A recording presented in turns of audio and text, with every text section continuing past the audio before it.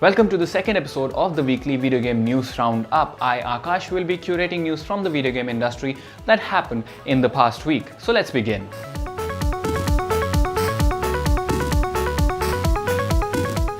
Let's begin the news section with a charged up news about a 3 vs 3 multiplayer game that is out now on Xbox and PC. It is called Aftercharge. The game has been developed by Chain Awesome Games, which, by the way, is an absolutely awesome name indeed, and will cost about $19.99. Gamers in India can get the game for 565 rupees, and there's a 10% discount on Steam till January 17, which lowers the price to 508 rupees.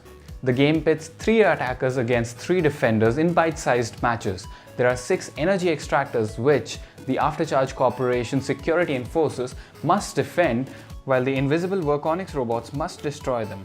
The match ends when either all the extractors are destroyed or all 3 Verconix are disabled at once. The game thankfully supports cross-platform play between the PC and the Xbox version, and that will turn into a 3-way cross-platform once the Nintendo Switch version arrives. The game looks like a great tool for killing time with your buddies without becoming too complicated. If the developers support the game post-launch with new features and new content, then this game does have a chance at success.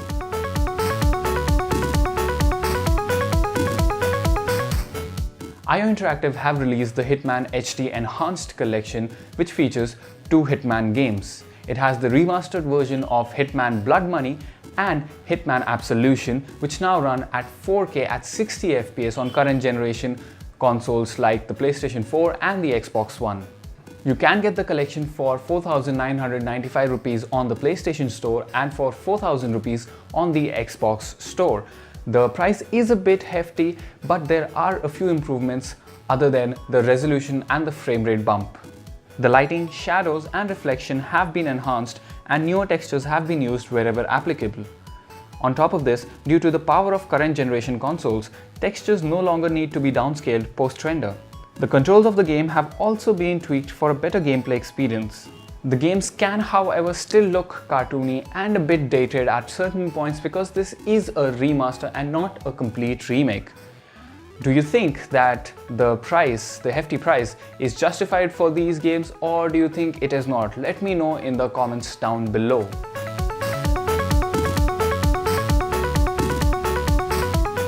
The 5th episode of Guild Wars 2 Living World season, titled All or Nothing, is now live and available for free to all who own Path of Fire. The new episode brings in a lot of new additions, including a new fractal, a new map, new abilities, new weapons and gears, and a huge freaking crystal dragon whose name I am not even going to try and pronounce.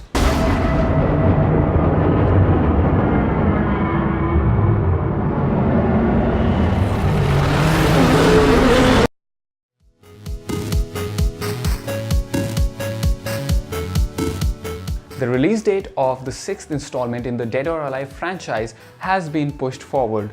It was slated to release on 15th February on PS4, Xbox One and PC, but now the game will release on March 1st. Team Ninja, the developer of the game, needed a little more time to further polish and enhance the experience of the game, and that is why the date has been pushed. Yohei Shimbori, the director and producer of Dead or Alive 6, apologized to fans in a statement and promised to bring the best Dead or Alive experience in return for this delay.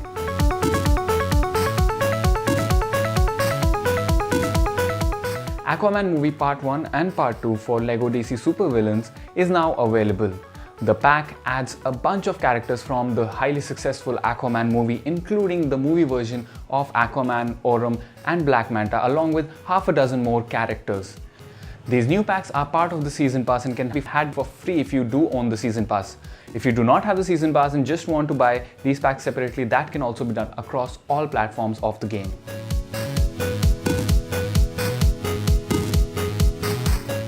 Ahead of its January 25th launch date, Capcom has released a demo for Resident Evil 2.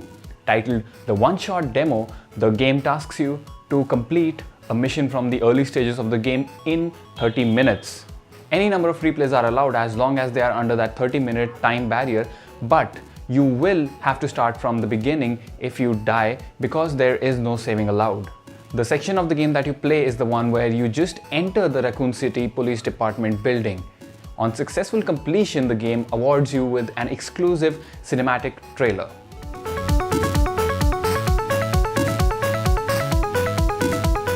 To finish this episode, we will cover a couple of games that were released for Nintendo Switch. There were 3 prominent games that came out, including Outrun, Dying Reborn, and Neko Daydream Edition. Sega's classic racer Outrun, released all the way back in 1986, now comes to Switch. Using the Switch's modern tech, the game now supports motion controls and has a new ranking system. Neko is a game that lets you control a laser shooting cat and has a satisfying horizontal shooter gameplay. The Daydream Edition brings in an infinite mode and a harder death mode. Dying Reborn is a puzzle-solving thriller which has an antagonist with a giant fish head. And that is all I think you need to know about the game. So those were some of the important news from the video game industry. If you liked this video, then make sure that you hit like, comment down below if you have got any suggestions, any comments, then do let me know, and subscribe to our channel for sure, like our page on Facebook, and do follow our blog. The link for all these will be in the description below. Until the next time, bye bye.